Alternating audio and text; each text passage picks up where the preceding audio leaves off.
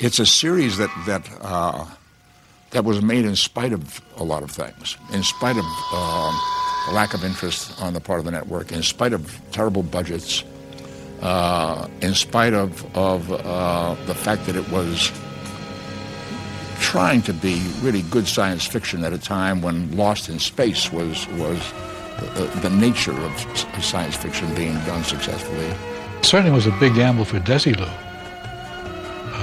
who had never before faced the kind of needs that a sci-fi show like this engenders. We made those series then for,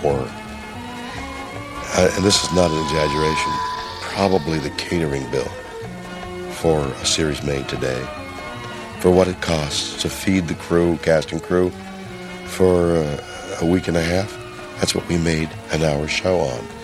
Nobody expected the show to take off years later, so they weren't spending much money on it. It almost shouldn't have been done. It's a series that was made in spite of all of these problems, in spite of itself, in a sense. Green! Did you see this? Yes, sir. Sturgeon was dead when I found him. I was circling to find whatever it was. Same red rings on his face.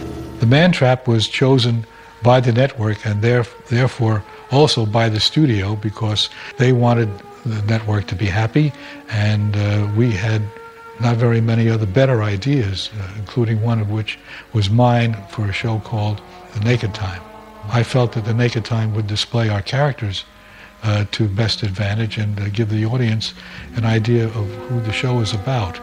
But I got shot down, and we went with Man Trap and The Salt Eater, and a good time was had by all.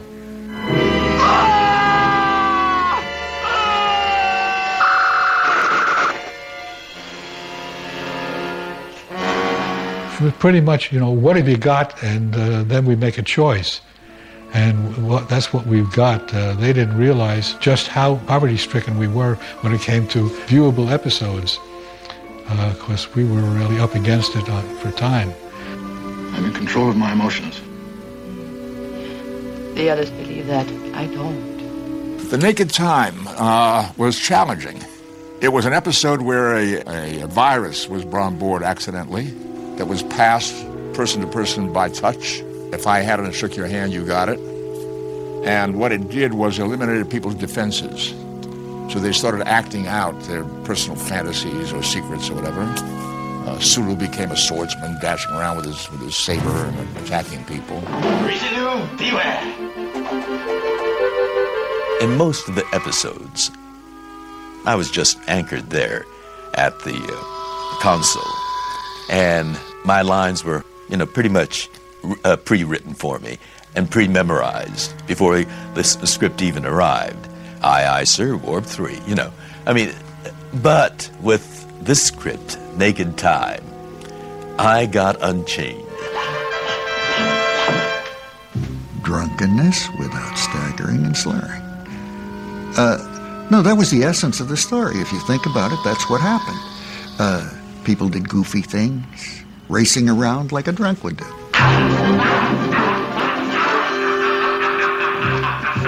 John Black, the writer who wrote that script, happened to be on the set, about a month before that episode was shot. And he told me that he was thinking of putting a samurai sword in my hand to terrorize the rest of the crew because of the virus that tore down our inhibitions.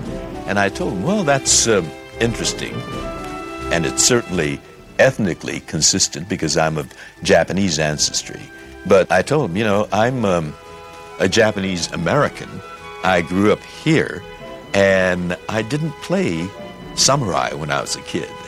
I played Robin Hood, so what about a fencing foil in Sulu's hand? John said, well, that's a great idea. Do you fence? I said, of course. It's my favorite hobby. That night, I had the Yellow Pages open, and looking down fencing schools, I found one on Hollywood Boulevard, the Falcon Studios, and that Saturday, I was taking my first formal fencing lesson. My life had come full circle. And I was able to bring that 2 weeks' worth of frenzied fencing lesson taking to that episode. I'm in control of my emotions. Control. The first draft of the script that came down, as I recall, had Spock, elevator door opens, and out comes Spock, who's got the bug now, and Spock is crying. And a crewman, who's being kind of silly and painting graffiti on the walls in the ship, has a paintbrush, dips in the paintbrush and paints a mustache on the crying Spock. And Spock walks down the hall crying. I understood it, but I thought it was a lost opportunity. And this gentleman came on the set and said, okay, tell me again what you have in mind. I said, look, all you have to do is put me in a room by myself. Let me walk in a room, close the door behind me, because Spock would like some privacy when this is happening to him. And give me some words that have to do with science and emotion and mother and love. So he put some words down, were just about pretty much what I just said. Mark Daniels, wonderful director, had devised a shot that was kind of complicated, where the camera moved around me, kind of encircled me, and come up on the other side and see my face, and the tears are streaming, and I'm in this struggle. There wasn't time to do this more than once. Justin was behind the camera, creeping, watching, and I could feel him out of the corner of my eye as I'm playing the scene. And we got it done. When that show went on the air, my mail just went like that. It really resonated with people, and they really got it. They knew what it was all about. It was like they were let in on the secret of Spock's life, and they cared about it, and they responded to it. It was a tremendously important episode for Spock.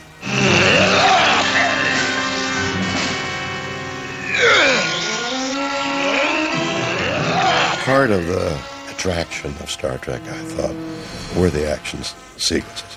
They always are. You aim for an audience, and maybe there are the cliche observation that maybe women of a certain age wouldn't like action sequences, but then we are filled with cliches, and especially back then even more. I loved the idea of setting up action sequences, and in these fights that we would have with these monsters, the aliens, since they were capable of different things, we had to outwit them. It pushed us, the people making the series, to think of new and different ways to fight and have action sequences in which we could compensate for our lack of brawn with brain, or if they were brainier, with our brawn. We are dealing with a silicon creature of the deep rocks, capable of moving through solid rock as easily as we move through the air. That would account for the tunnels. Correct. Devil in the Dark, an excellent episode. It was about something important for me. It was about the way we tend to demonize the things that we don't know or understand, or the people that we don't know or understand. Captain, you're aware of the Vulcan technique of the joining of two minds.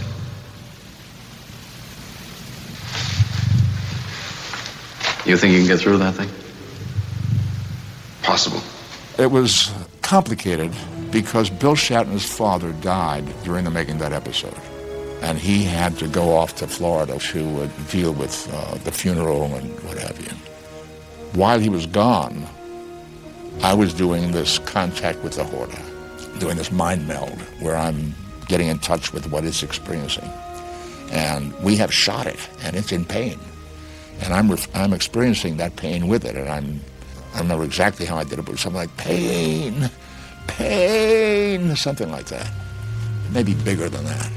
And Bill was not there. Pain! Now he came back 2 or 3 days later, and now it's time to put the camera on him. There was one shot where they shot across a double's shoulder, so you thought that Bill was in the scene while I'm doing that, but it was not Bill, it was a double. But now the camera has to turn around, we have to see Bill reacting to this. So he comes back, and we turn the camera around on him, and he said, well, can you show me what he did? I said, sure, I'll show you. So I walk over to the position, and I said, it was something like this. Bill was, pain. And he said, is that exactly the way you did it? I said, no, not exactly. Well, show me exactly what you did. Pain. No, he said, let me see what you really did. So pain. And Bill was devilish. With a gleam in his eye, turns to the crew and says, would somebody give this guy an aspirin? He just sucked me right into it, having a good time with me. I wanted to kill him. Well, Bill had that kind of a warped sense of humor. This is 13 years ago. The Enterprise. And its commander, Captain Christopher Pike. We were running short of scripts, and I used to watch the progress of the scripts through the story and teleplay procedure. I realized that we would soon be out of scripts to film, and if something didn't occur, we'd have to, quote, shut down, unquote. Oh my God, what a terrible thing to even contemplate. But that's what was going to happen. And at that time, I went to Gene, and I don't know whether he knew it was coming or not. I said, Gene, either you write what he described as the envelope, or we shut down. Well, that was a job and a half. I worked on it very, very hard to try and put new stuff with old stuff, because we couldn't waste that first pilot. So Gene said, make it work. It was a really tough job, and one of the toughest jobs I think I've had. Mr. Spock had related to us your strength of will. We need the breathing space that 2 finished scripts can give us so we can get the rest of our shows done, writing and into production. He could not face the issue, and he went home and he stayed in the office and he wrote for I don't remember how many days it was, and he was delivered of the sandwich episodes. And we had 2 more scripts that we could use, and we made it. We came within a week of failing to meet our air date. And that happened time after time that first season. Khan is my name. Khan, nothing else. Khan. The original episode that I had the pleasure of, which I had the pleasure to work, Space Seed, God, so many years ago. I remember as being rather intimate. I remember having a very good eye-to-eye contact with Bill Shatner. The atmosphere was very pleasant. The text seemed to me that it was ahead of its time. It was interesting to do. Captain, although your abilities intrigue me, you are quite honestly inferior. Mentally, physically. In fact, I am surprised how little improvement there has been in human evolution. Oh, there has been technical advancement, but how little man himself has changed. Khan was a Superman, really. Superior strength, superior intellect. When it came to love, love became a very simple, beautiful thing to him. And that's what I found fascinating about the man. I have played many, many different kinds of roles, because after I left MGM, I was left alone to fend by myself and support my family. So I had to do all kinds of things, including I did any number of television appearances. In every time, I portray a character never thinking that if he's a gangster or a killer, never thinking he's evil. I'm sure that the worst criminal in the world doesn't think of himself as being evil. I think perhaps I was able to achieve a certain, if not vulnerability, at least some kind of humanity in the character. You must excuse my whimsical way of fetching you here. But when I saw you passing by, I simply could not resist. Well, I got a call from Gene Coon, and I didn't know him. And I wondered, what is this guy calling me for? And he informed me that he had a part for me. But he wanted to talk to me first, because there was a fellow by the name of Joe Agosta who was the casting, and he didn't think I could do it. He said, Bill Campbell is a tough guy from New Jersey, and he's done a lot of war pictures, Battle Cry, The Naked and the Dead, and things like that. He said, but I don't see him in this part. He sends me the script, and I started reading it, and I said, holy Christ. I mean, this is a great role. An actor's dream. I digested it that night. I practically knew it by heart. if it's fighting that you want, you may have it. Are you challenging me to a duel? If you have the courage. Oh, this is better than I'd planned. I shall not shirk an affair of honor. Of all the things I've done, and I won't say one is better than the other, but in that group of all the series I've done, the Star Trek episodes are the most fun. In my lifetime, I will never have another part like the Squire. Never. One day soon, man is going to be able to harness incredible energies, maybe even the atom. Energies that could ultimately hurl us to other worlds in some sort of spaceship. I think City on the Edge of Forever was another very poetic, wonderful script by Harlan Ellison, which I thought was very special, very good. Great love story for Bill Shatner with Joan Collins. And a script that did not have a happy ending. His love dies, and he has to let it happen. Tragic ending, in which he finally, I think his final line is, let's get the hell out of here. It was good tragedy, if there is such a thing. Good dramatic construction, where the tragic event is inevitable, has to happen. And well written and well produced and directed. I believe it was written that way. The awe that it engendered wasn't. You know, we all were suitably impressed, and I just remember that setup where the three of them jumped through the hoop, so to speak, and disappeared into the past, or possibly the future. It was an amazing moment. I imagine it came from the set description, but it was an odd-looking thing. I think we called it the donut. And it was very mysterious looking, and you could really believe, for the first time I felt, that this is a true science fiction show.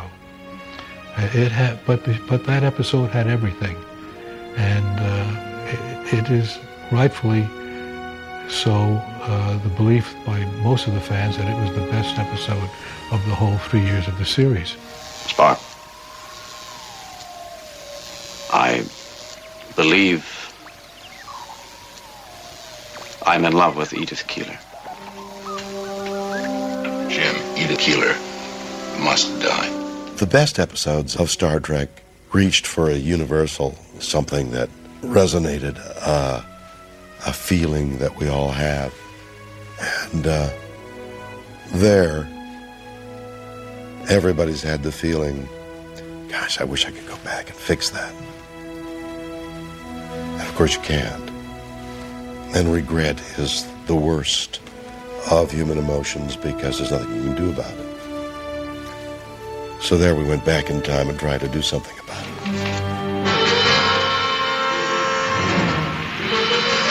No, Jim!